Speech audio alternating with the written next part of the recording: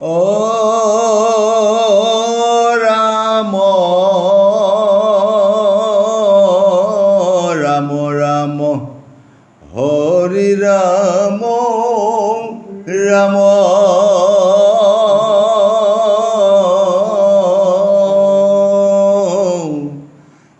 ৰাম ৰাম ৰাম হৰি ৰাম ৰাম পদ ৰাজা কসাদৰি মুনি বুলিলা বচন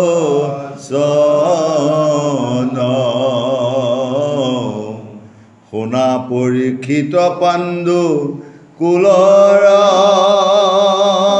নন্দন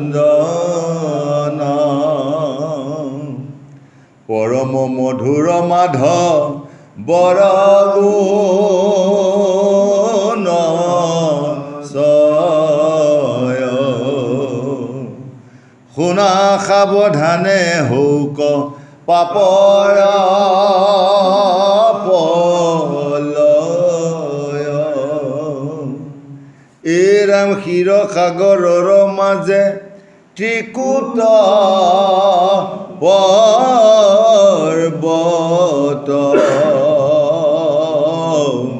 প্ৰকাশনতে আছে তিনি লোকত বেকত এই ৰাম সুবৰ্ণৰ যত লোহা জলে তিনি সিংহ অচক্ষুত চমক লাগে দেখিতে বিৰিংগ ৰাম আনু যত সিংহ ৰত্নে কৰে মিৰি দশো দিশে প্ৰকাশিয়া শুভে লগিৰি অযুত যোজন জুৰি জলে গিৰিবৰ উচিত দেখিয়া 10,000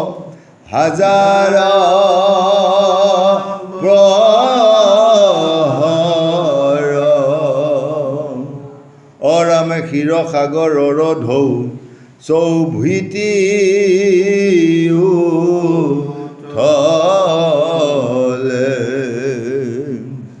পখালে পৰ্বত সুখী তলগান ধ্বজলে থানে থানে আছে ভূমি অনেক উদ্যান ফুলে জকমক গন্ধে নাহিকে সমান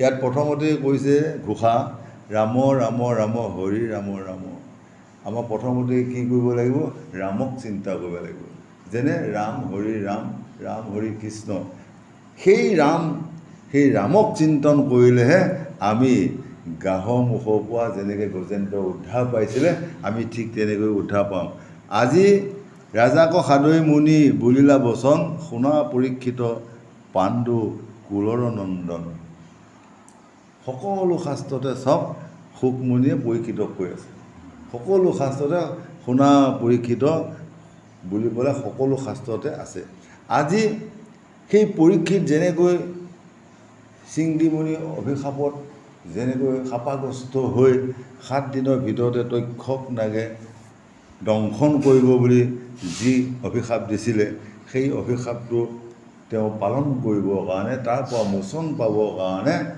বহুতে বহুত ধৰণৰ ব্যাখ্যা কৰিছিলে অমুকটো কৰিলে আপুনি সেইটোৰ পৰা বাচি যাব পচন্দ নহয় অমুকটো কাম কৰিলে আপোনাৰ বাচি যাব পচন্দ নহয় কোনোবাই কৈছে এক নাম কৰি দিয়ক পচন্দ নহয় কোনোবাই কৈছে বৰসভা পাতি দিয়ক আপুনি সেই শাপাগ্ৰস্ত দিনকেইটাৰ বাচি যাব বুলি নহয় লাষ্ট টাইম ব্যাসক সোধাৰ লগে লগে ব্যাসে কৰিলে যে নহয় বাচা তুমি গংগা পাৰত ৰাতি 7 দিন ভাগৱত পাঠ একান্ত মনে শুনিব লাগিব, তেতিয়া তুমি এই দুখ দুৰ্গতিৰ পৰা পৰিত্ৰাণ পাবা। ব্যাসে অৰ্ডাৰ দিছে, ব্যাস মুনিয়ে অৰ্ডাৰ দিছে যে তুমি এই ভাগৱত শুনিলেহে তুমি এই শাপাগ্ৰস্তৰ পৰা মুক্তি পাবা। তেতিয়া দংশন কৰিব কেনেকৈ পাব? তোমাৰ মৃত্যু হ'ব, কিন্তু মৃত্যু যান্ত্ৰণা ভোগ নকৰিবা। কোনোবা এডাল সাপে খালে কিন্তু সাপৰ বিষটো অনুভৱ নকৰিবা। আমি মৰিম, কিন্তু আমি মৰা যান্ত্ৰণাটো নাপাওঁ এই ভাগৱতৰ যোগেদি। তেতিয়া পৰীক্ষিতে ক'লে যে মই ঠিক আছে বাৰু, মই ভাগৱতে শুনিম। এতিয়া ভাগৱত পাম ক'ত? মৰ্ত্যততো ভাগৱতেই নাই। তেতিয়া ব্যাসে ক'লে যে হ'ব নহয়, ভাগৱত মই আনি দিম নহয়। তেতিয়াহে তেওঁ সুখ বুলি কোৱাৰ লগে লগে বিমানৰ পৰা আহি পেলাই ব্যাস বাপেক হয়, তেওঁ বাপেকৰ ওচৰতে পৰি গ'ল। তেতিয়া ক'লে যে পিতা কি কাৰণত মাতিলা? বোলে হেৰি নহয় বাচা, এওঁক একেবাৰে কলিয়ে লৈ গ'ল, গতিকে তুমি একদম গংগা পাৰত নি মহাভাগৱত একাত্ৰিক্ৰমে শুনাই দিয়া, তেওঁ মুক্তি পাই যাব। তেতিয়া শুকে কৈছে যে এইটো মহাপাখণ্ড, কাৰণ এই ঋষিমুনিক অত্যাচাৰ কৰি মৰি থকা সাপডাল আনি ধেনু গুণে আনি ডিঙিত মেৰিয়াই দিছে, উতৰি লগুণ ছিগি দিছে, কমণ্ডলু দলিয়াই দিছে, অনেক যান্ত্ৰণা কৰিছে। ইয়াৰ নিচিনা মহাপাপী নাই, গতিকে ইয়াক মই মুক্তি কৰিব নোৱাৰিম পিতা। ইয়াত ব্যাসে কৈছে নহয়, বেয়া মানুহটো ভাল কৰাহে আমাৰ লক্ষ্য। তেওঁ বিপদত পৰিছে, এতিয়া বিপদৰ পৰা মানুহজনক আমি উদ্ধাৰ কৰিব লাগে। তুমি ধুনীয়াকৈ পাঠখন কৰি তেওঁক উদ্ধাৰ কৰি দিয়া।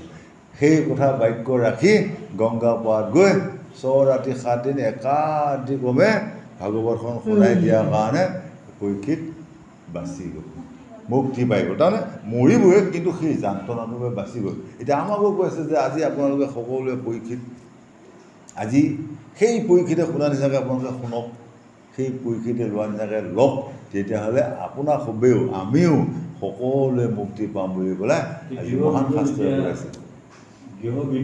হয়, ইয়াত সেইটো নিজে চিন্তা কৰিব লাগিব। হয়, এতিয়া আমাৰ জয়ৰাধে সেই তক্ষক নাগৰ পৰা আমি ৰক্ষা পাবলৈ হ'লে আমি সাধু সংগ কৰিব লাগিব, হৰিনাম হৰিকীৰ্তন ল'ব লাগিব, সদায় ভাল কাম কৰিব লাগিব। কোনোদিনে বেয়া ফাঁকি ফুকা মিছা বেইচ্ছা পৰা আমি আঁতৰি খালি এক সত্য জয় গুণগান গাইলে সকলো দুখৰ পৰা আমি পৰিত্ৰাণ পাম। সেইকাৰণে পৰম মধুৰ মাধৱৰ গুণ ছয়, শুনা সাৱধানে হৌক পাপৰ পলয়। এই হৰিনাম হৰি কীৰ্তন শুনিলে পাপবোৰ গুচি যায়, পুণ্য হয়। গতিকে বিচাৰিয়ে নাপায়। গতিকে এনেকুৱা মহাশাস্ত্ৰক তোমালোকে অৱহেলা নকৰিবা। য'তে হৰিগুণ হৰি কীৰ্তন হয় ত'তেই যাবা, বিনা নিমন্ত্ৰণত যোৱা, যাই এটা চুকত বহি শুনি থাকা। পাঠক ব্যাখ্যাৰ আমি কি কৈ আছে, তাই 10টাৰ ভিতৰত যদি এটা যদি ভাল গুণ লৈ আহিবলৈ যদি সেই জ্ঞানটো যদি আয়ত্ব কৰিব পৰা যায়, যে আত্মাটোক গতি দিব পৰা ব্যৱস্থা হয়। আৰু যদি তাকে নকৈ সন্ধিয়া সময়ত গৈ পেলাই যদি বেয়া দিশে যাওঁ, তেতিয়াহ'লে আত্মাটো অধোগতি দিশে যায়। ঊৰ্ধ্বগতি গ'লে উদ্ধৱৰ দৰে বদৈকে যাব পাৰে, আৰু অধোগতি গ'লে এই নৰকতে একেবাৰে ৰাস্তা, চাইকেল নিব নোৱাৰা ৰাস্তা একেবাৰে তেনেকুৱা যদিও ইয়াত কালভাৰ মুখৰ সেইটো প্ৰতিটো যাবাই নাই, সেইটো যাবাই নাই। সেইটো একেবাৰে নৰকৰ ৰাস্তা হৈ আছে। হয়, গতিকে আমি বৈকুণ্ঠক যোৱা ৰাস্তাটো আমি নিজে নিজে বনাব লাগিব। বৈকুণ্ঠ হ'ল ক'ত? একদম বাইপাছ, যেনে জাগিৰ টু গুৱাহাটী, জাগিৰ টু দিল্লী, মুম্বাই, য'ত নোযোৱা বাইপাছ 4টা ৰাস্তা, খালি ষ্টেং উঠাই দবাই গৈ থাকিব লাগিব। সেইটো তাৰমানে ইজি, সহজ।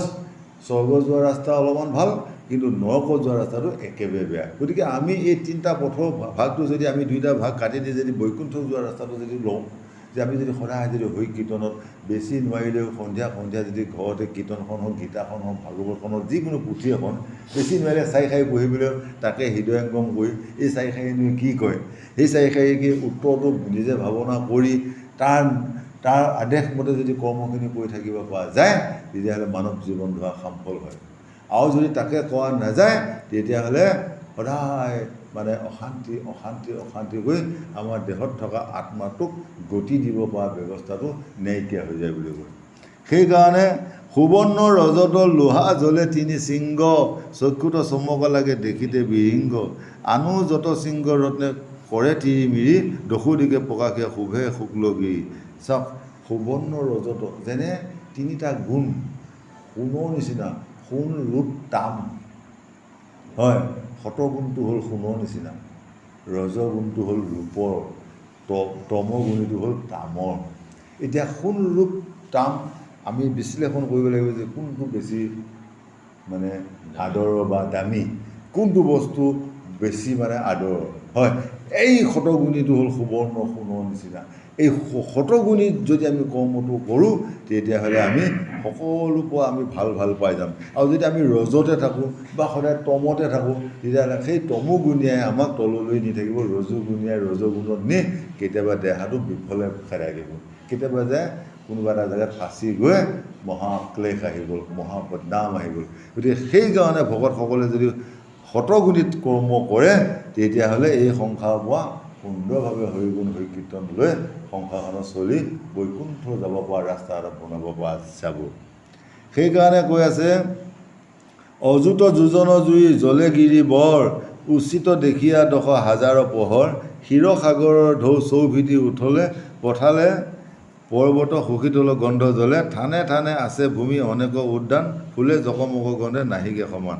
সেই যে ক্ষীৰসাগৰৰ মাজত যিখন মানে ক্ষীৰসাগৰ আছে, যেনে এটা হ্ৰদ, সেই হ্ৰদটোৰ চাৰিওকাষে ফুলে ফলে জকমকাই তাৰ গোন্ধত মানে একেবাৰে একে আমোল মোলাই আছে। সেই গোন্ধটো পালে ভমুৱা সি যাবনে নাযাব? যাবই। ভমুৱাই যায় সেই গছৰ ওপৰে গৈ তাৰ ৰসটো খায়, ৰসটো লৈ আহি আকৌ তেওঁলোকৰ প্ৰতি পৰিয়ালবৰ্গকো তাই অলপমান ভাগ দিয়ে। যেনেকৈ এজনী চৰাই বাঁহত পোৱালিবোৰ থৈ সেই চৰাইজনীয়ে বিভিন্ন প্ৰান্তত গৈ আহাৰৰ যোগান ধৰি আনি সেই পোৱালিবিলাকক আকৌ মাকে আহাৰ খুৱায়। আমাৰ গৃহেও মাতৃসকলে নিজৰ সন্তানক খাব পৰা ব্যৱস্থা নোহোৱালৈ বুদ্ধি কৰি খুৱায়, হয়নে নহয়? সকলো জীৱই সেই ব্যৱস্থাটো আছে। গতিকে এই ফুলনি বাগানখন আমি কিমান সুন্দৰকৈ ৰাখিব লাগিব।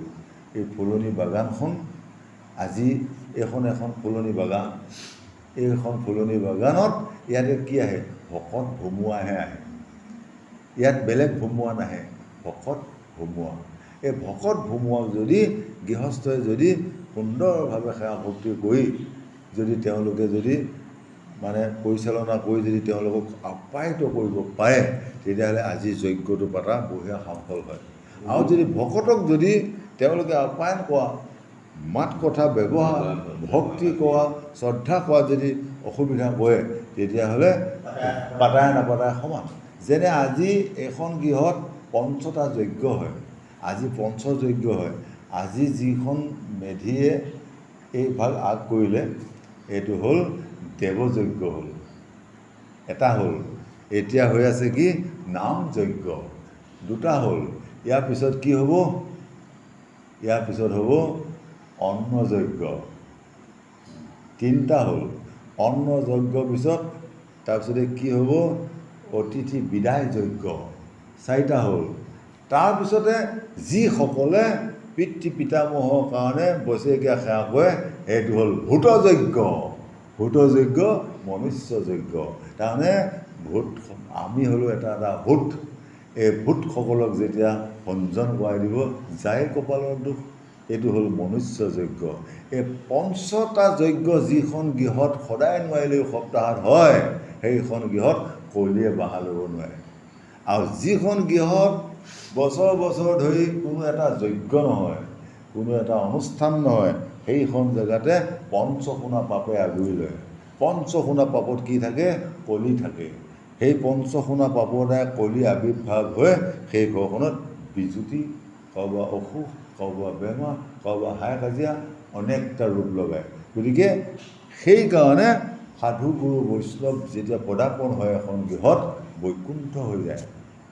এখন গৃহত যেতিয়া এজন সাধু আহি পদাৰ্পণ হয় তেখেতৰ বৰষণে, তেখেতৰ দৰ্শনে এইখন গৃহ পবিত্ৰ হৈ যায়। গতিকে সেই ভকতজনক অহাৰ লগে লগে বঢ়িয়াকৈ চৰণ চুই সেৱা ভাগ কৰি পানী এগিলাচ দি সোধা মেলা কৰি ক'লৈনো আহিলে গোসাঁই দিয়কচোন বাৰু, কথা মেলা সুধি পাৰিলে চাহ এটোপা খুৱাই দিয়ক, নোৱাৰিলে পানী এটোপা খুৱাই বঢ়িয়াকৈ আলপৈচান ধৰক, তেওঁ সন্তুষ্ট হৈ গ'ল। তেওঁ সন্তুষ্ট হ'লেই সকলোৱে সন্তুষ্ট। যদি মোৰ গৃহত এজন অতিথি আহি যদি এজন ভকত আহি অতিথি ভগৱন্তই যদি এজন দুখীয়া সুজনীয়া হৈ আহি ৰূপ লৈ আহি আছে, মই যদি তেওঁক চিনি নাপায়, মই যদি অজানিতে তেওঁ গালি গালাজ পাই পঠিয়াই দিছোঁ, ভগৱন্ত মই দুখী হৈ গ'লোঁ।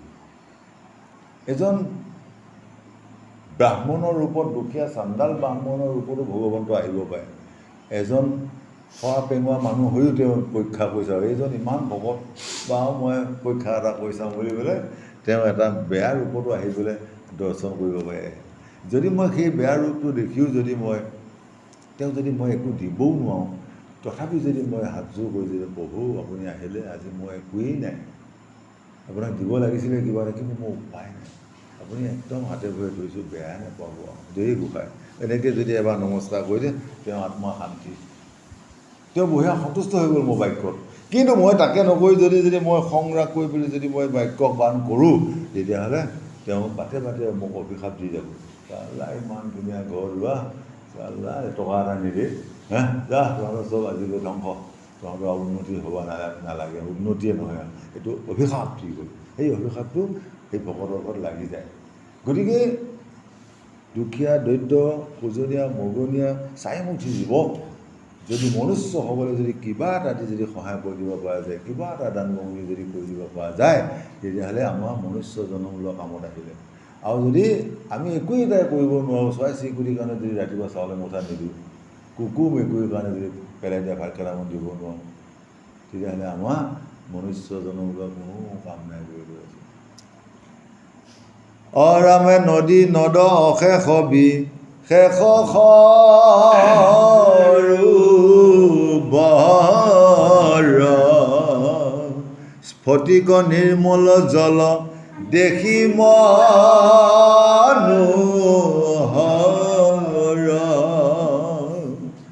বিদ্যা ধৰি সবে তাতে নামি কৰে স্নান পখালে শৰীৰ বৌৱে সুগন্ধি জ্ঞান অৰাম পৰম অমূল্য গন্ধ উঠলে সদাই দহু দিশে জুৰি তাৰ বায়ু বহি যাই দেখি সুশোভন নৱ বন উপবনে অজাতনিতে কিৰে দিব্য দেৱনাৰী গণে। তাত থকা নদ নদী অশেষ বিশেষ যিবিলাক সৰোবৰ আছে, তাৰ পানীবোৰ বৰ বঢ়িয়া স্ফটিক, একদম নিৰ্মল, একেবাৰে সুন্দৰ। তাত কি কৰে, স্বৰ্গৰ অপেশ্বাসকলে আহি তাতে স্নান তৰ্পণ কৰে, গা পা ধুই নানা ৰংগ বিহাৰ কৰে। গতিকে সেই সৰোবৰত যিমানবোৰ বস্তু আছে সকলোৱে তাৰমানে ইয়াতে মানে যিসকলে দুখ কৰিবলৈ তাত মানে নামি যাবলৈ বিচাৰে, তেওঁ সকলক সেই গ্ৰাহ নামৰ বস্তুটো ধৰে। আৰু যিসকলক সেইবিলাক দুখ নাই, ভাল এজন ভকতে নামি গ'লে তেওঁলোকক নধৰে। যিজন দোষী, যিজন অপৰাধী, সেই অপৰাধীসকললৈ গ'লে তাতে মানে তেওঁলোকে ধৰে। গতিকে পৰম অমূল্য গন্ধ উঠলে সদায় দহু দিশে জুই তাৰ বায়ু বহি যায় দেখি সুশোভন নৱবন উপবনে জাত নিতে কিয়ে দিব্য দেৱনাৰীসকলে, সকলো দেৱনাৰীসকলে তাত গায়, গা পা ধুই ধুনীয়াকৈ মানে ৰংগ কৰি খেলি কৰি মানে গুচি আহে। অৰাম খাল তাল তমাল মন দাৰ পাৰি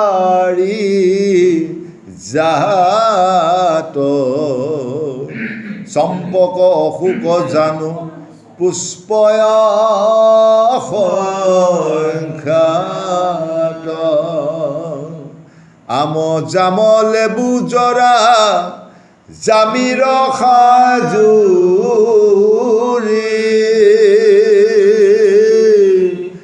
অবিলবনাৰী কল তাল তাম্বুল পাক অপূৰ্ব কাষে কাষে শাল তাল তমাল মন্দা পাৰিজাত ফল ফুল অনেক আম জাম লেবু জৰা বিল্ব নাৰিকল তামোল সগৌ চন্দনকে ধৰি সকলো বস্তু আছে। তাত গৈ সাধুগুৰু বৈষ্ণৱসকলে সেই গছৰ তলত বহি বিশ্ৰাম লৈ সেইসকলৰ বায়ু ভক্ষণ কৰে। সেই বায়ু ভক্ষণে অপবিত্ৰ দেহাকো পবিত্ৰ কৰে। তেওঁলোকৰ এনেকুৱা এটা ঠাই, সেই অগৰ চন্দন পদ্ম সৰল সোণাৰু আনু যত তৰু তিন্ন সবে কল্পতৰু ছয় ঋতু একেকালে বসন্ত উদয় ভ্ৰমৰে গুঞ্জয় কুলি পঞ্চম পুৰয়। তাত থকা কুলি সোপাই পঞ্চম সুৰত কৈ মাতি আছে। হয়, কুলিবিলাকে হাত বাউল দি মাতি আছে। ধুমুহা সোপাই সেই ফুলনি উৰি উৰি তাৰ ৰসবিলাক খাই আছে। এনেকুৱা এটা সুন্দৰ জেগা, এনেকুৱা এটা সুন্দৰ ঠাই, সেই সুন্দৰ ঠাইত গ'লে ভকতে আপোন পাহৰা হৈ যায়। সেই বননিখনত গৈ, সেই বাগিচাখন গৈ, সেই উদ্যানখন দেখাৰ লগে লগে সাধাৰণ মানুহে সকলো পাহৰি গৈ সেই ফুলনি বাগিচাৰ মায়াত পৰি তেওঁলোকে তাতেই থাকিবলৈ ইচ্ছা কৰে। গতিকে আমিও সেই ভকতসকলৰ লগত যদি আমি অহৰ্নিশে যদি আমি ভগৱতৰ কথা পাতি, ভাগৱতৰ কথা পাতি, গীতা কৃষ্ণ কিতাপ বা কীৰ্তন পাঠৰ ৰস যদি লৈ আমি যদি সেইসকলৰ লগত কথোপকথন কৰিবলৈ থাকিব পাৰোঁ, সেই আনন্দটো পালে তেতিয়া প্ৰভু ভগৱন্তৰ লগত আমাৰ ভক্তসকল তেতিয়া একত্ৰিত হৈ আমাৰ আত্মাক গতি দিব পাৰিব বুলি আজি আমাক বঢ়িয়াকৈ বুজাই আছে। অৰাম বয়ম লয়া বায়ু আমোদিত মহন নিত্য গীত কৰে তৰিত অপেচাৰাগন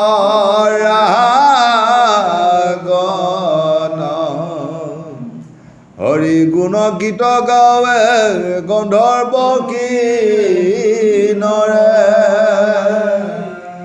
অপাপ দূৰ হৌক হৰি অবোলানি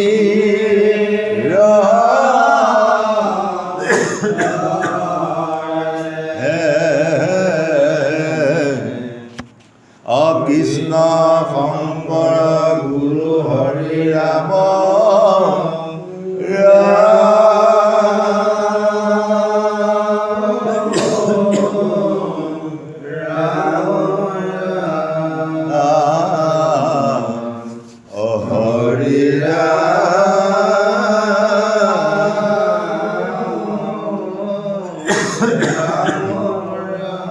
জয় জগন্নাথ।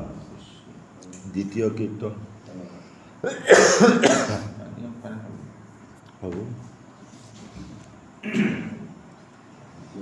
অ ৰাম দামোদৰ হৰে সেৱকে কাতৰ কৰে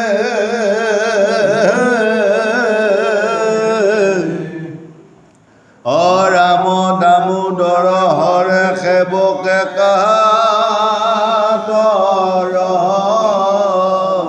কৰে। আমি সেৱক তোমাৰ দাসৌ দাস প্ৰভু হেন জানি মানি তোমাক কাটৰে প্ৰাৰ্থনা কৰিছোঁ প্ৰভু, তুমি এই পৃথিৱীত যিমান দোষ ভুল অপৰাধ আছে সকলোৰ পৰা নিষ্ঠা কৰি আমাক তুমি তোমাৰ সেৱক হিচাপে পালন কৰা প্ৰভু বুলি আজি সেৱকীয়ে প্ৰভু ভগৱন্তৰ দামোদৰৰ ওচৰত প্ৰাৰ্থনা কৰিছে। অৰাম বনৰসীটো বিতুপন নাম কহিতে যাহাৰ নাহি পাম অৰাম তাহাৰ মাজে সৰুবৰ এক ও সাগৰ শংকাশ দেখি প্ৰত্যেক। সেই বনত থকা বননিখনৰ নাম হ'ল তপোবন। সেই তপোবনৰ বনৰ মহিমা অপাৰ। সেই বনখনৰ মহিমা আমি ক'ব নোৱাৰোঁ। তাহাৰৰ মাজে সৰোবৰ এক সাগৰ সংকাশ দেখি প্ৰত্যেকৰ যিখন সৰোবৰ আছে সেই সৰোবৰখন সাগৰ সদৃশ ইমান ডাঙৰ তাতে অনেক জীৱ জন্তু আছে তাৰ ওপৰত অনেক গছ গছনি আছে অনেক ফুলে ফুলে জাতিষ্কাৰ হৈ আছে ওপৰত চৰাই চিৰিকটি মানে ৰঙলীয়াই আছে গতিকে এনেকুৱা এটা সুন্দৰ ঠাইত ভগৱন্তক বিচাৰি ভকতসকলে গৈ তাত আনন্দ লয় সেই আনন্দই তেতিয়া দেহ মন প্ৰাণ শুদ্ধ কৰি তোলে ৰাম সুবৰ্ণময় পদ্মে আছে জুৰি ভ্ৰমৰে মধু পিয়ে তাতে পৰি ৰাজহংসয়াদি যতে পখী পৰি পৰি থাকে নযায় পেখি তাত যিবিলাক চৰাই চিৰিকটি আছে ইমান গোন্ধে আপোনালোকে চৰাইবিলাকো উৰি নাযায় আৰু সেই সৰোবৰত যিবিলাক ৰাজহংস হাঁহ আদিকে যিবিলাক পশুৱে তাতে মানে চৰি আছে তেওঁলোকে ক'তো নাযায় তাত থকা ৰাজহাঁহ তাত থকা সুগন্ধিময় যি জলৰ বঢ়িয়া সুগন্ধি গোন্ধ তাত থকা লীলা মেলা এইবিলাক কৰি তেওঁলোকে বহুত আনন্দ পায় আৰু সেইবিলাক গছ গছনিত যিবিলাক চৰাই চিৰিকটি কুলি মৰীয়া চৰাইকে ধৰি যিমান জন্তু আছে যিমান চৰাই চিৰিকটি আছে সকলোৱে সেই অপৰম মনোৰম দৃশ্য দেখি কোনেও তাৰ পৰা আঁতৰ হৈ নাযায় গতিকে আমাকো কৈ আছে সেই সাধুসকল ভকতৰ মাজলৈ গৈ সেইখন মহা ফুলনিত আপোনালোকে তাত সেই ফুলৰ ৰস খাবলৈ শিকিব লাগিব সেই ফুলৰ ৰস খালে মানুহ অমন হয় ভকতৰ মাজত গৈ ভকতৰ মৌ ৰস খালে মানুহ অমন হয় অমৰত্ন লাভ কৰিব পাৰে আৰু বেয়াবিলাক গুচি ভালবিলাক তেতিয়া দৌৰি দৌৰি আহিব পাৰে গতিকে আমি মনুষ্য জনম লৈ আমি বেয়াবিলাক দূৰ কৰি ভালবিলাক আহৰণ কৰাটোকে আমাক সকলো শাস্ত্ৰই আমাক আজি বঢ়িয়াকৈ বুজাই আছে কৃষ্ণ ৰাম কুমুদ ইন্দু উতপল ফুল ফুলি আছে গন্ধে নাহি কে তুল এৰাম চৌভিতি বেৰি আছে পৱনে অকহিবে নাম তাৰ কোন জনে ৰাম কদম্ব ৰঘু নাগেশ্বৰ গাছে ফুলে জকমক বেহিয়া আছে মালতী মধাই যাই জ্যোতি জন অপাৰিজাত মুখ্য বৃক্ষ সমস্ত তাতে সুন্দৰ সুন্দৰ ফুল মালতী মধাই যায় জ্যোতি পাৰিজাত বৃক্ষ মুখ্য ফুলবিলাক আছে ডাঙৰ ডাঙৰ গছবিলাকত আছে সেই গছতে পৰি মানে চৰাই চিৰিকটিবিলাকে মহা আনন্দ কৰি আছে ৰামে বহয় মলয়া বসন্ত বাহাৱ কুকিলে তেজে সুললিত সেই বন মাজে গজেন্দ্ৰ আছে অনেক হস্তি ফুৰে গে পাছে সেই বননিতে গজেন্দ্ৰ নামৰ এটা মজবুত হাতী আছে তাৰ লগতে অনেক তাৰ পৰিয়ালবৰ্গও আছে তেওঁলোকে সেই বনতে আনন্দ ক্ৰিয়া কৰি ঘূৰি ফুৰে খাদ্য সন্ধানত নাচি বাগি খাই খাদ্য আনন্দ কৰি আছে ৰাম যতেক বৃক্ষ বেতবাংশ ধসৰি ফুৰন্তে ভাঙি যাই মৰি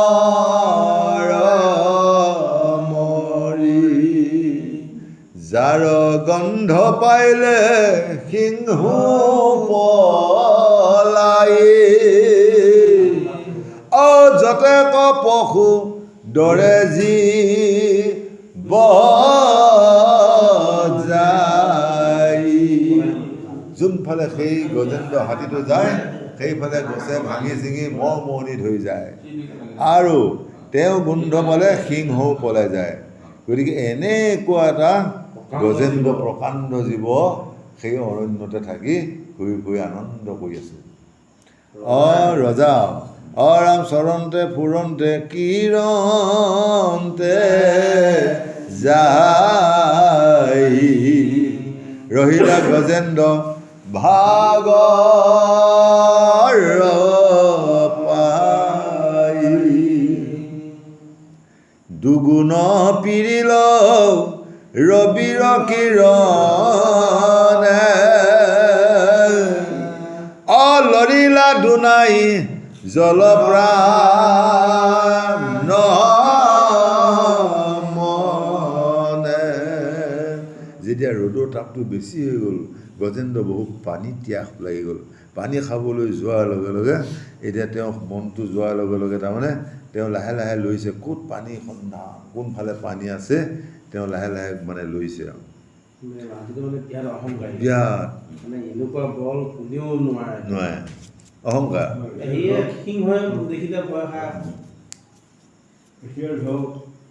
গজেন্দ্ৰ যে হস্তি বুলি আছে এতিয়া সেইজন হস্তিও জংঘলত আমি বিচাৰি দিলে নহ'ব। এতিয়া এই গৃহৰ ভিতৰত এই ডেৰা এটা ৰেহা হৈছে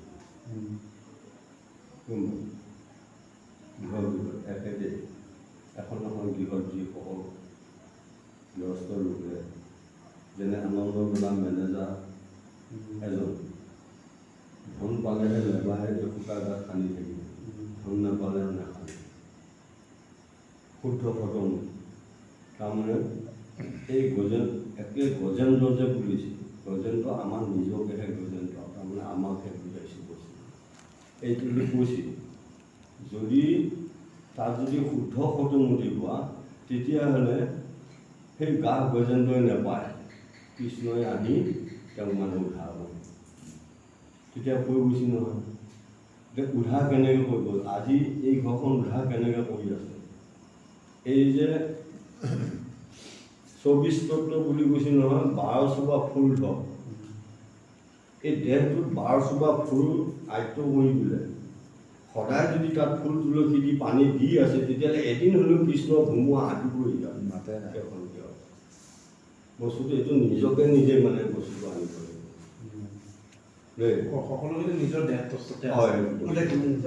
আজি এই 12 চোবা ফুল যদি তুমি সদায় নৃত্য কৰি যদি যদি সদায় পালি আছে তেতিয়াহ'লে ইয়াত গজেন্দ্ৰ কেনেকৈ আহি পাব, গা কেনেকৈ আহি নাপায়।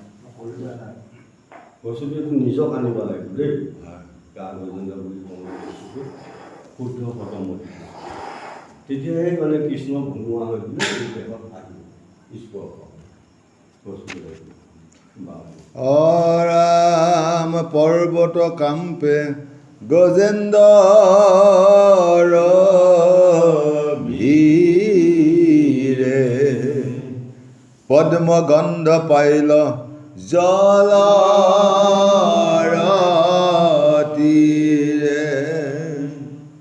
নামিল গৈ সৰোবৰ মাজে অচৌভিতি হস্তি সমেগ ৰাজে তেওঁ পৰিয়ালবৰ্গ সকলোৱে গৈ সেই জলত নামি গ'ল। গজৰাজ তাৰমানে হাতীবিলাকৰ ৰজা, তেওঁ মুৰব্বী, যেনে ঘৰখনৰ মুৰব্বী, গতিকে মুৰব্বী তেওঁ এতিয়া গোটেই হাতী পৰিয়ালটো মুৰব্বী। পদ্ম গোন্ধ পাই লৈ আহি আছে ইয়াতে আছে পানী থাকিবই। গোন্ধ আছে যেতিয়া গোন্ধ আছে যে পানী আছে সেইটো গোন্ধ পাই গৈ আছে দেহ বিশ্বাস কৰি যাওঁতে সেই বস্তুটো পাইছিলোঁ অঁ বিশ্বাস কৰি হওক দেহ বিশ্বাস কৰি যাওঁতে তাতো আকৌ এটা আগতেতো কৈ গৈছিল পত্ৰ পক্ষী কি জীৱ তাতেই গা পা ধুই তাতে চলি আছে তাত আকৌ ইফালে আকৌ বিধিমতে লিখা আছে যে তুমি সাধুকো বৈষ্ণৱক নাখাবা যিজন পাপী সেইজনকে দিবা বস্তুটো এতিয়াই হৈছে বস্তুটো ৰাম পদ্মৰ ধূলায়ে সুগন্ধিত জল পিলেক তৃষ্ণায়ে হুয়া বিকল অগাধ জল আতিশয় জোৰ গজেন্দ্ৰে ঘনে ঘনে পাৰে বুৰ 7 দিন ঘূৰি পংগে পানী এজোপা পোৱা নাই পিতাই কোৱা গোন্ধতে যেতিয়া গম পালা বজানটো ভালে আছে উঠিবা মন নোযোৱা হৈ গ'ল ঠাণ্ডা প্ৰতিপুত সকলো জেগা একদম মানে আনন্দত গা পা ধুই আছে এই ৰাম হস্তিনী সমে কৰে জল কীৰা সন্দিল সমস্তে ৰৌদৰ পীৰা হস্তিনীক কৰাৱে স্নান পিয়ায়ে জল গৃহস্থৰ থান দয়ায়ে পুত্ৰ ভাৰ্যাসমে ৰংগে অগৰ্বে জল কীৰা কৰে মাতংগে তেওঁ কিবা গৰ্ব আহি গ'ল এই মই এটা গজৰা এনেকুৱা আজি মোক কোনে পায় কোন আছে মোক গ'লে পাওঁ এনেকুৱা এটা অহংকাৰ হৈ তেতিয়া জলকীয়া কৈ আছে ৰাম বিষয় সুখত ভৈলে ভুল নেদেখে মৃত্যু আশী পাইল কুল জলত গজেন্দ্ৰে কিৰেয়ো লাখে দেখিল তাক পাছে মহাগ্ৰাসে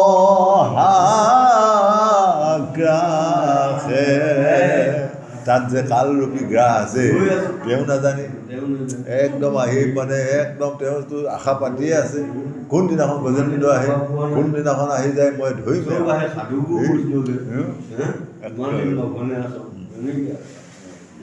এৰাম কুদ্ধে ধায়া পাছে দিলে কামোৰ অসিবেলা দুইৰো ভৈল যুদ্ধ ঘূৰ যেতিয়া কামোৰ মাৰি ধৰিলে ধৰাৰ লগে লগে গজেন্দ্ৰ আচাৰি মাৰি মানে পাৰিলে উখুৱাই দিম বুলি পেলাই যত্ন কৰি এতিয়া নাই নোৱাৰে নহয় একেবাৰে যুদ্ধ আহিলে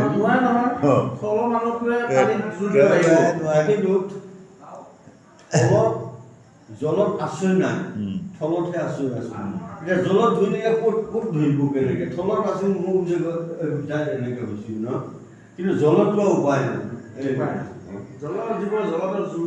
জলতে জোৰ বেছি তেওঁ থলত লোৱাহে কিবা এটা এতিয়া জলত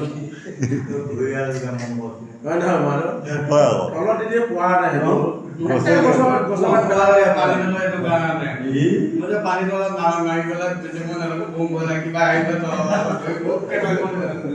বহুত ভয় লাগে যি আছো বুলি ভৰি গছকাই পেটা উলিয়াই দিব পাৰে কিন্তু এতিয়া জলত হ'ল নহয় গছকা দিলেও নালাগে ভগৱানৰ কাৰণে মুখখন ডাঙৰ কৰি থৈ দিছে ভৰিটো ডাঙৰ নহয় মুখখন চাগে কম তুলনা ঘূৰি আলা সেইটো কম তুলনা তেওঁ জানতে মালদাৰ গৰু পৰ্বতো আমাৰ কঁপি গৈছিল। দিনা এই তিনিচাহে মাৰে তেওঁ যাওঁতে পৰ্বতো কঁপি গৈছিল। অঁ। এতিয়া সাধাৰণ বৰিয়ালটোৱে ভাই ভাই চাওকচোন বাৰু মালদাৰ গৰু আপেলে তিনিচা লাগিব ৰাম গজেন্দ্ৰক গ্ৰাহে আজুৰি টানে হস্তিও গ্ৰাহক টানি আনে যতে কবল আছে মানে দিলা অ গাহ গজেন্দ্ৰ যুদ্ধ মিলিলা গতিকে গা হ'ল এটা আশা বা মায়া গজেন্দ্ৰ হ'ল মজবুত এটা মন এই মন গজেন্দ্ৰক মায়াই পাই আবদ্ধ হৈ এই মায়া সাগৰত হাবুডুবু হোৱাই ডুব লৈ গৈ আছে মায়াটো এইটো অন্ধকাৰ বুলি যে গীতাতে যে কৈ থৈছিল মাংস কৈ মাংস মিলাই দুখতে মানুহে হিত অন্ধকাৰ পাই প্ৰৱেশিলা হাৰি অবিচাৰক বিপৰীত তাৰমানে সেই জল দিয়া কওঁতে তেওঁ অবিচাৰ আন্ধাৰত সোমাই গ'ল সেইকাৰণে তেওঁ সেই গাহে ধৰিব পাৰিলে গৰ্ব ৰাম যতে কবলৈ আছে মানে দিলা গাহ গজেন্দ্ৰ যুদ্ধ মিলিলা ৰাম দুইৰো অদ্ভুত যুদ্ধ দেখিত অতিদশ দেৱ ভৈলা ভয়ে ভিত তিতস কোটি দেৱতাই গম পাই গৈছে পৃথিৱী তল অকল হৈ আছে পৃথিৱী কঁপি আছে এতিয়া দেৱলোকে ভাবিছে বাহ কি হৈছে একে গোটেই পৃথিৱী কঁপাই আছে না এটা হাতী পাহাৰ দেখি জাংকেই মানে কঁপি যায় এতিয়া যেতিয়া থৈয়া নথৈয়া যুদ্ধ গতিকে এতিয়া সেইখিনি সময়ত মানে ৮০ মোন বল ৮০ মোন বল হ'লেও এতিয়া মানে কোনো কাম নাই দেখিছে এ ৰাম দেশন্ত আতি শয়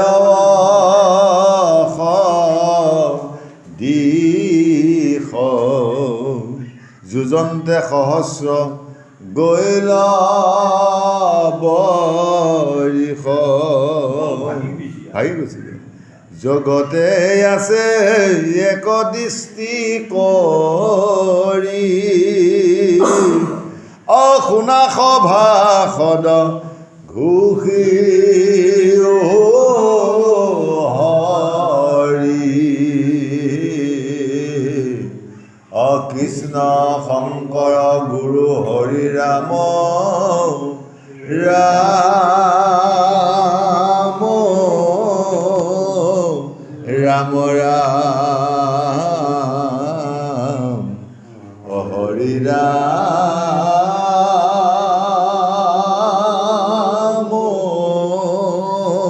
ৰাম ৰাম জয় জগন্নাথ অহংকাৰ গৰ্বতে গ'ল এইখিনি লতি লঞ্চনাতে যদি প্ৰভু স্বয়ং ভগৱান কৃষ্ণক চিন্তা কৰিলে হয়তো এইটোতেই অহংকাৰ ভগৱান নাপায় চিন্তাই পোৱা নাই যে তুলিব নোৱাৰি মই ইমান মই মহান পায় মোক কোনে ঘেৰিব এনে অহংকাৰতে কৃষ্ণ ৰাম জয় জগ বন্ধু জগন্নাথ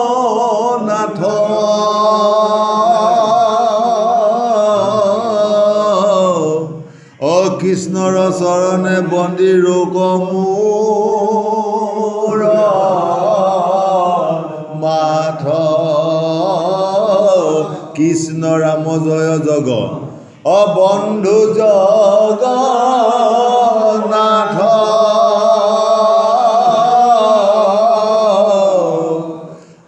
কৃষ্ণৰ চৰণে বন্দী ৰোগ মোৰ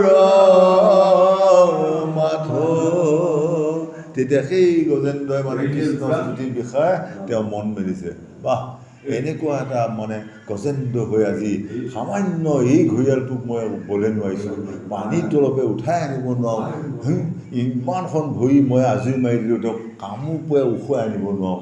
এনেকুৱা এটা জাক ত্ৰিভুৱনে ভয় কৰি আজি সেই গজেন্দ্ৰক আজি এনেকুৱা বিলাই। তেতিয়া সেই প্ৰভু জগন্নাথ ক'ত আছা, তোমাৰ চৰণত শৰণ লৈছোঁ প্ৰভু, তুমি মোক কৃপা কৰা বুলি তেতিয়া কৃষ্ণ তেওঁ শৰণ লৈছে।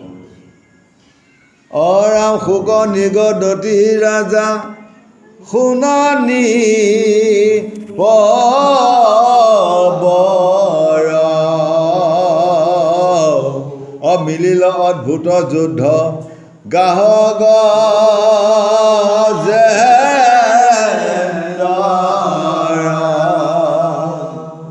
এৰাম আকাশত দেৱগণে দেশন্ত বিস্ময়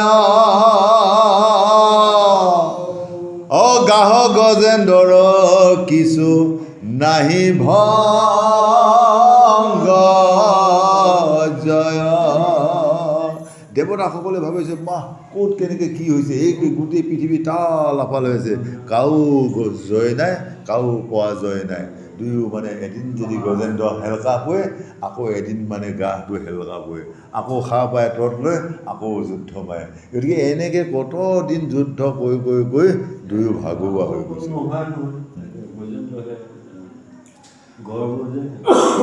ৰাম কতো কালে গজেন্দ্ৰৰ বল ভৈলা হানি গাহৰ বাহিল বল পিয়াতে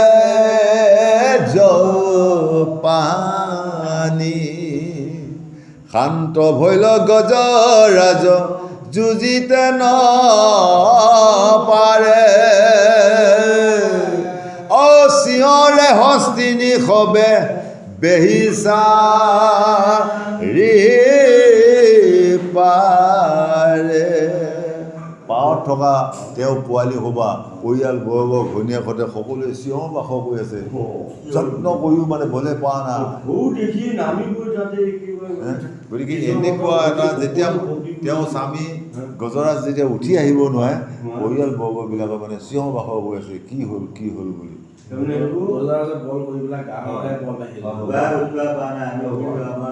একদম খাই খাত আমাৰ নিজৰ দেহতে মিলাইছে বস্তুবোৰ। তাৰমানে ধৰক গাহে ইফালে তেজো পাৰে জলো পাৰে।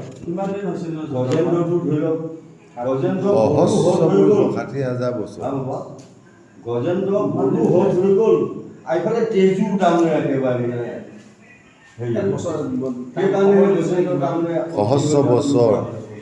সহস্ৰ বছৰ যুঁজু যিটো অপয়াসে জানিলোঁ বন্দী ভৰিলোঁ বিধাতাৰ বাসে। সহস্ৰ বছৰ বুলিছে, সহস্ৰ মানে বহুত বছৰ, হাজাৰ বছৰ। সেনেকুৱাই হ'ব লাগিব সহস্ৰ। ৰাম অনুযত দন্তাল স্বামীৰ ঘূৰ দুখে ৰাখিতে নপাৰি কাৰো বাক্যনাশে মুখে দেখিল গজেন্দ্ৰে আপু নাৰ মৃত্যু ভয় ৰাখন্তা নাহিকে আৰু পুত্ৰ ভাৰ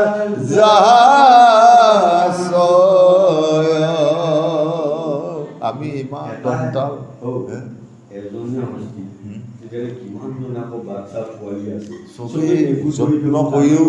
যত্ন কৰিও নোৱাৰিছে। তেতিয়া গজেন্দ্ৰই মানে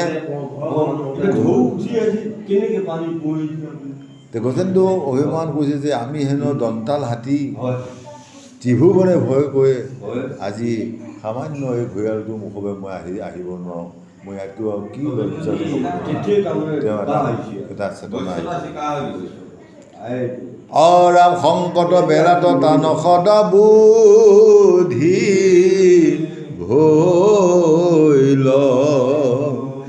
ভৈল কি ভৈল বুলি গুণি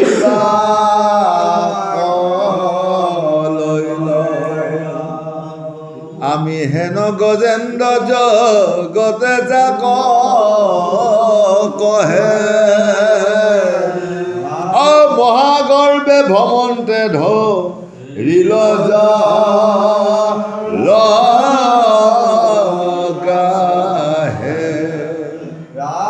আমি ইমান ডাঙৰ একেবাৰে গজেন্দ্ৰ বুলি মহাগৰ্ব কৰি পানীত নামোতে ধৰি গ'ল মই মথা এতিয়া গতিকে মই মতে অহংকাৰ তই মতে গালি এই মতে পুৰুষৰ আয়ুস হয় হানি গতিকে কোনোবা এজন বহা বলৱন্ত লোক আছে তেওঁ নিৰ্বলীৰ ওপৰত অত্যাচাৰ কৰিলে তেনেকুৱা হৈ যাব কোনোবা এজন ভীমৰ নিচিনা চেহেৰা কোনোবা এজন কেটেঙা মানুহক যদি বিনা কাৰণত যদি মোৰ বল আছে বুলি যদি মাৰপিট কৰে সেইটো বেছি দিন নাযায় আৰু এই তেনেকৈ আজি গজেন্দ্ৰ সেইটো হ'ল বিলাই গতিকে মোৰ বল আছে বুলি এই শাস্ত্ৰতে কথা এটা ওলাইছিল বাৰু ঠিকেই আছে যেনে যদু মালিকক জখলাই পাণ পাৰি থাকোঁতে জখলাই চখলাই ল'ৰাবিলাক ধমকে পমকে হেঁচা মাৰি ধৰিলে যদু মালিকক যদু মালিকৰ পাণ পোৱা মানুহ ধৰিলে যদু মালিকে ধৰিলে যদু মালিকে বাৰাণ্ডাতে থৈ দিলে বিনোদে আকৌ ভাই আহি দিলে যদু মালিকে এচাটো মাৰাও নাই তাক বিনোদে আহি দিলে তাক আহি এনেকৈ ঘোচা মাৰি দিয়াৰ লগতে বাবা এইটো আমি মটকে কৰি ভাগিয়ে গ'ল একেবাৰে বিনোদৰ এতিয়া চিভিললৈ গৈ এতিয়ালৈকে ভাই আমোল বিনা অপৰাধ মাৰিছে সেইকাৰণে ভগৱানৰ আঙুলটো ভাঙি দিছে গতিকে বিনা কথা কাকো বেয়া কৰিব নালাগে কাকো জগৰা কৰিব নালাগে কাকো মাৰপিট কৰিব নালাগে সত্য হ'লেও মাৰপিট কৰিব নালাগে বুজাই শুনাই যেনে তেনে ভাগিব লাগে এতিয়া গজেন্দ্ৰ আজি এইকেইটা ৰাস্তাটো বেয়া নহয় বোকা ৰাস্তা চব তিনিটা মই খাই গৈছিল মানে কি মই খাই যাওঁতে মই সিহঁতক ৰ'ব দিছোঁ আৰু ৰৈ পেলাই এনেকৈ মই পাৰ হৈ গৈছোঁ এটা চকীয়ে ষ্টেণ্ডাৰ্ড হৈ আহিছোঁ ন বোলে এনেকুৱা ভাষা দুটামান বেয়া ভাষা দুটামান কৈছে নহয় মই অকণমান মগজুটো হেৰিয়ে হৈ গৈছিলে তাৰপিছত বোলো একো নাই গুচি আহিছোঁ আকৌ ৰিটাৰ্ণ পোৱা হয় আকৌ এই মটত যে মই গাড়ী পানাই পেলাই দুটা পৰ দিলোহেঁতেন কি হ'লহেঁতেন হয়তো মই জেলত যাব পালোহেঁতেন সিহঁতো জেলত যাব পালে হয় নহয় সেইকাৰণে ঈশ্বৰকে চিন্তা কৰি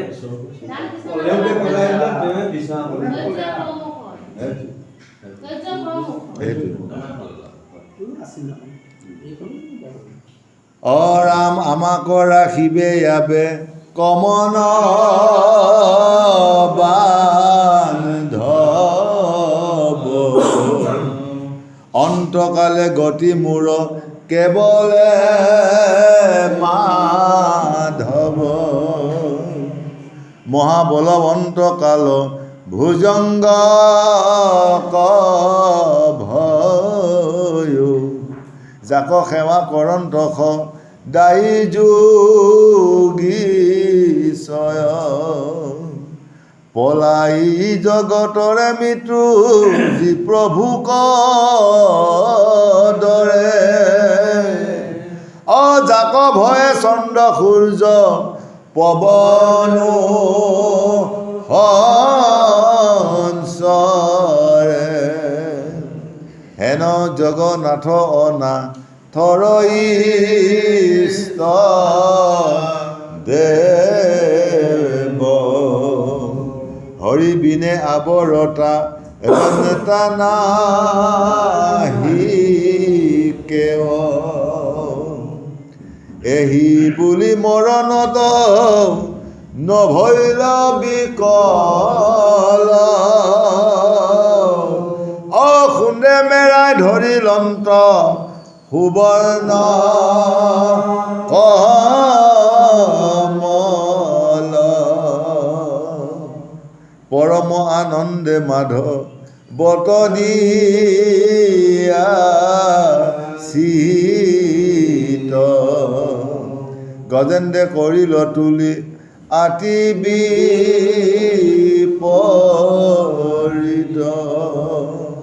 তেতিয়া তাত থকা পদুম ফুল মল জলমলাই আছে তেতিয়া খুব সুন্দৰকৈ সুন্দে মেৰিয়াই আনি সেই পদুম ফুল সুন্দৰকৈ আনি সুবৰ্ণ কমলা তেওঁ ধুনীয়াকৈ লৈ আহিলে। লৈ আহি তেতিয়া তেওঁ এক মাধৱৰ চিত্তত মানে তেওঁ তুতি গৈছিল যে সেই পৰম প্ৰভু ভগৱন্ত তুমি এই সংকটৰ বেলাত তুমি উদ্ধাৰ নকৰিলে মোৰ গতি নাই, এই বুলি তেওঁ একান্ত মানে তেওঁ মানে তুতি কৰিছিল। অৰাম জাক স্মৰি তৰে সুখে ঘূৰণ কত অন্তকালে গতি সেই মাধৱ বন্ধুত সুন্দে মেৰাই পদ্ম গোট ওপৰ তুলি গজেন্দ্ৰে শৰণ লৈল তাহি হৰি বুলি। ইমান সময় কিন্তু তেওঁ চেতন নাছিলে, ইমান সময় তেওঁ মায়াত আবদ্ধ হৈ আছিলে, তেওঁ হৰি কি বস্তু বুজি পোৱা নাছিলে, ভগৱান কি বস্তু তেওঁ মনতে আছিল। কিন্তু শেষ সময়ত যেতিয়া হৰি গুণানুকীৰ্তন মনত আহি গ'ল তেতিয়া আপুনি বাচাব। এতিয়া সেইটো বস্তুটো এতিয়া ইফালে হেৰি কৰিবলগীয়া হ'লে বাবা সৌগৰ নদীত কত যুগ তাতে যুদ্ধ কৰি আছেনে নাই, থাকোঁতে সেই সোপা পদ্ম চব ভাগি ছিগি গোটা হৈ গ'ল। আকৌ তেতিয়া তাতে ক'ত পালে সেই স্বৰ্ণ কমল যে বুলিছিল বস্তুটো, এই কমল যিটো পদ্ম ফুল বুলিছিল, এতিয়া এই পদ্ম ফুলটো আমাৰ গৃহে গৃহে ভিতৰত ক'ত আছে এইটো বস্তুলৈ আহিব লাগিব। এতিয়া বস্তুটো হ'ল কি ইমান সময় মই মতলবী কৰি আছে যে ফুলটোৰ মানে কোনো আৱিষ্কাৰ নাই। যেতিয়া মাধৱৰ চিন্তা প্ৰভুৰ চিন্তা যেতিয়া আহি গ'ল দুয়োখনত যেতিয়া আহি গ'ল আমাৰ পদ্মটো ইয়াতে পদ্মটো। আৰু গজেন্দ্ৰই যদি ফুল এটা দি পেলাই মুক্তি পায় তেতিয়াহ'লে আমাৰ ভকতসকলে আজি এই ফুলৰ গামোচা লৈ সেইকাৰণে আশীৰ্বাদ দিলেও কিবা দিলেও আমাৰ এজন উস্তাদে কৈছিল তেওঁ মানে সেৱা কৰিবলৈ তেতিয়া চাই তেওঁ বোলে এইটো খোৱাৰ লগতে এইটো পদ্ম ফুল কিমান ধুনীয়াকৈ বনাই দিছে, এইটো বেলেগত বিচাৰিব নালাগে, খালি নিজৰ ভিতৰতে তাৰমানে বস্তুটো। অৰাম সুন্দে মেৰাই পদ্ম গোট ওপৰ তুলি গজেন্দ্ৰে শৰণ লৈল তাহি হৰি বুলি। অৰাম শুনি সিগেশ্বৰী হৰি গৰুৰ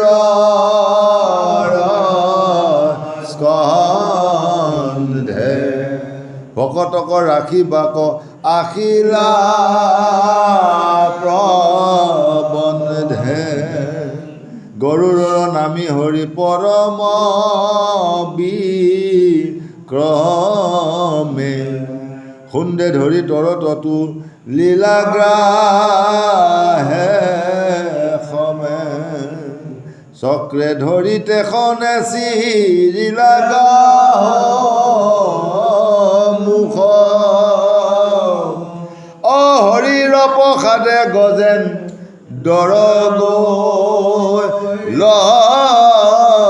দুখ হস্তি গুচি তৈতে চতুৰ ভোজৰো ভৈলা গলে বনমালা হাতে চাৰিয়লা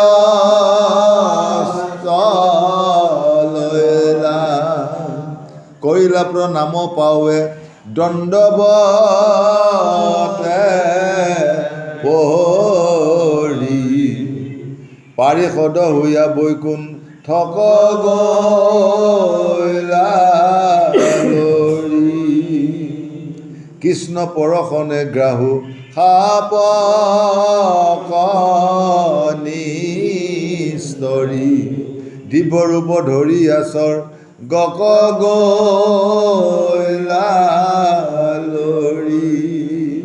কৃষ্ণ দৰ্শন পায় সকলো সাপ গুচি তেওঁলোকে এতিয়া বৈকুণ্ঠত যাব পৰা হ'ল। সেই দাহ তেওঁ সাপাগ্ৰস্ত হৈ এই তাতে সৰুবৰতে আছিলে।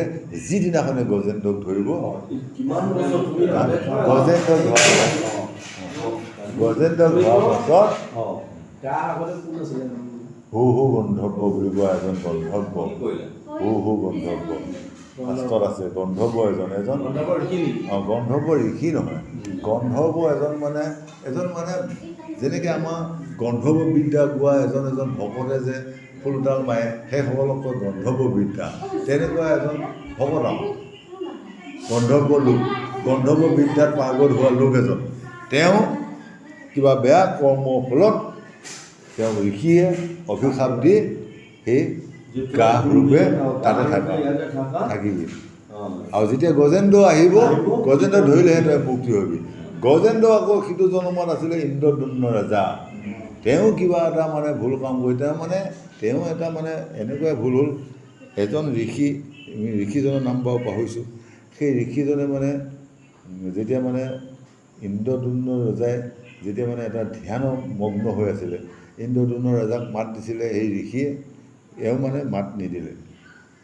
ধ্যান কৰি থকা অৱস্থাত ক'তনো মাত দিয়া, এই নিদিয়াৰ কাৰণে চালা এইখন দেশৰ মই ঋষি, সকলোৱে মোক তই মাত নিদিয়, যা তোকো অভিশাপ দিলোঁ, তই চালা অহা জন্মত গজেন্দ্ৰ হৈ ঘূৰি ফুৰিব লাগিব তিনিটো লোক। তাৰপিছতে যেতিয়া সেই গাহে ধৰিব, তাৰপিছতে মুক্তি হৈ আকৌ স্বৰ্গলৈ আহিব পাৰিব বুলি এই সকল শাপাগ্ৰস্তৰ কাৰণে বিধি লিখন নহয় খণ্ডন, যেনে তেনে সেই দুখটো হ'বই লাগিব। গতিকে আমাকো কৈ আছে, সেই সাধুসকল এইবাৰ মনুষ্য জন্ম লৈ আগৰ জন্মত কৰি অহা পাপবিলাকত এতিয়া আমি নাশ কৰি আছোঁ, হয়, বেয়া কৰ্মবিলাক আজি দূৰ কৰি আছোঁ। গৈ গৈ গৈ গৈ যেতিয়া ভগৱন্তে ভালপোৱা কাম কৰিব পাৰিম, ভকতে ভালপোৱা কৰ্ম কৰিব পাৰিম, সেইদিনাখনে মৃত্যু হৈ স্বৰ্গলৈ গুচি যাব পাৰিম। আৰু যদি বেয়া কাম বেয়া কামহে কৰি থাকোঁ, তেতিয়াহ'লে নৰকৰ যায় ৰাস্তাটো বাছি লওক আৰু সেইটোৱে। ৰাম শুনা কৃষ্ণ কথা জন্ম নকৰি বৃথা, হৰিৰ চৰিত্ৰ আত নাহিকে অন্যথা, দুৰ্লভ মনুষ্য জন্ম পাইলা কত ভাগে, সত্ৰৰে সংসাৰ সিন্ধু তৰিবা লাগে, যত দেখা ধন জন সবে বিষ্ণু মায়া, আকাশত প্ৰকাশে মে ঘৰ যে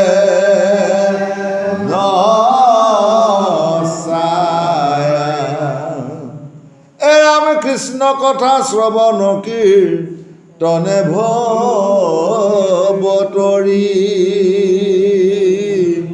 অহেন জানি সদায় ঘূ সিও হৰি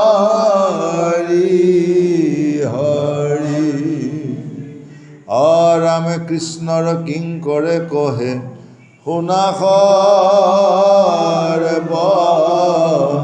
লোক, বোলা হৰি হৰি সবে পাতক চাৰুক,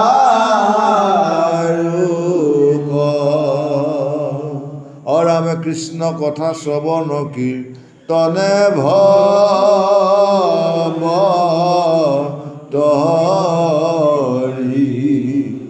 হেন জানি সদায় ঘূ সিও হৰি হৰি। কৃষ্ণৰ কিংকৰে কহে শুনা সৰ্বলোক,